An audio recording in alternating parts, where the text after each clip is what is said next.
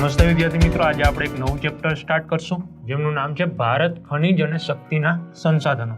કુદરત તરફથી આપણને અમૂલ્ય ઘણી બધી એવી સંસાધનોની ભેટ મળી છે કે જેનો આપણે સદુપયોગ કરીએ તો આપણા જીવનની અંદર કમ્ફર્ટેબલ લાઈફ આપણે જીવી શકીએ।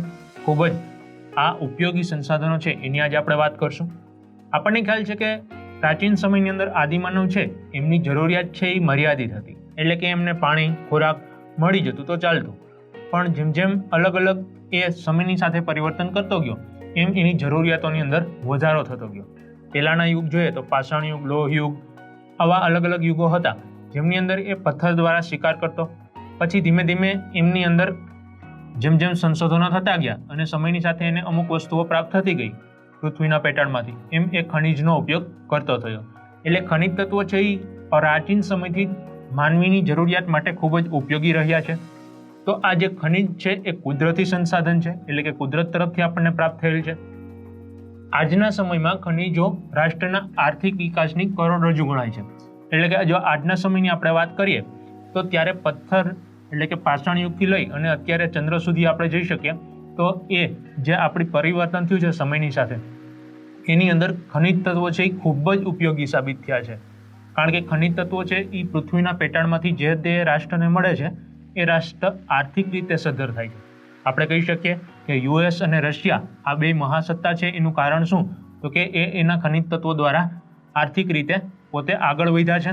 આપણો ભારત દેશ છે એની અંદર પણ પુષ્કળ પ્રમાણમાં ખનિજ તત્વો રહેલા છે, પરંતુ એનું યોગ્ય જ્ઞાન ન હોવાથી અને એની અંદર વધુ ખર્ચાળ પ્રક્રિયા હોવાથી ભારત હજી એનો સદુપયોગ કરી શક્યું નથી, જેથી આપણે હજી વિકાસ કરવાની રાહ ઉપર, એટલે કે આપણો દેશ છે વિકાસશીલ છે, હજી વિકસિત દેશ થયો નથી।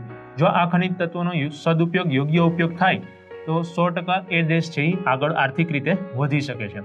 આપણને એક પ્રશ્ન થાય કે ખનિજ શું છે, તો અહીંયા કુદરતી કાર્બનિક અને અકાર્બનિક ક્રિયાઓથી તૈયાર થયેલા અમુક ચોક્કસ રાસાયણિક બંધારણ ધરાવતા પદાર્થને ખનિજ કહેવામાં આવે છે।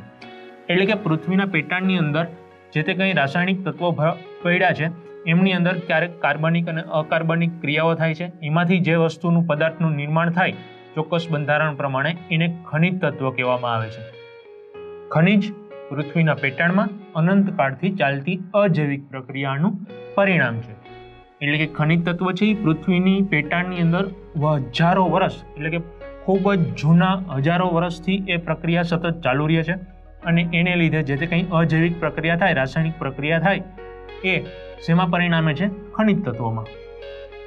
તેમાં જો આપણે ધન સ્વરૂપની વાત કરીએ તો ધન સ્વરૂપ એટલે તમને ખબર છે જેની અંદર રણકાર હોય, જેને તમે ટચ કરી શકો છો, જેમનો અમુક ચોક્કસ રંગ હોય છે, અમુક ચોક્કસ સ્વાદ હોય છે, તો આ બધું છે એ શું છે? ધન સ્વરૂપ। એટલે કે લોખંડ, મેગ્નેઝ, સોનું, ચાંદી વગેરે, એલ્યુમિનિયમ, પતરું, આ બધું તમે શેની અંદર ગણી શકો? લોખંડ, ધન સ્વરૂપની અંદર। તેવી જ રીતે જો પ્રવાહી સ્વરૂપની આપણે વાત કરીએ તો એ પણ ખનિજ તત્વોની અંદર આવે છે। એટલે કે પ્રવાહી સ્વરૂપની અંદર આવશે પારો, પેટ્રોલિયમ તથા વાયુ સ્વરૂપની આપણે વાત કરીએ તો વાયુ સ્વરૂપમાં કુદરતી વાયુનો સમાવેશ થાય છે। તો આવી રીતે તમામ ખનિજ તત્વો છે એને 3 ભાગની અંદર ડિસ્ટ્રીબ્યુટ કર્યા છે, વહેંચણી કરી છે: ધન સ્વરૂપ, વાયુ સ્વરૂપ અને પ્રવાહી સ્વરૂપ। સ્લેટ એટલે કે સ્લેટ, આરસપાણ અને હીરા આ રૂપાંતરિત ખડકોમાંથી પ્રાપ્ત થાય છે। પૃથ્વીના પેટાળની અંદર અલગ અલગ જે સ્તર છે એ સ્તરની અંદર પૃથ્વીનો જે વિસ્તાર હશે, જે પ્રકારનું ત્યાંનું આબોહવા હશે એ પ્રકારે ત્યાં શું થશે? એ વિસ્તારની જમીન પ્રમાણે ત્યાં ખડકો આપણને જોવા મળશે। તો જે વિસ્તારની અંદર રૂપાંતરિત ખડકો છે ત્યાંથી આપણને સ્લેટ પ્રાપ્ત થાય છે, આરસપહાણ માર્બલ પ્રાપ્ત થાય છે, હીરા પ્રાપ્ત થાય છે, ખૂબ જ કિંમતી।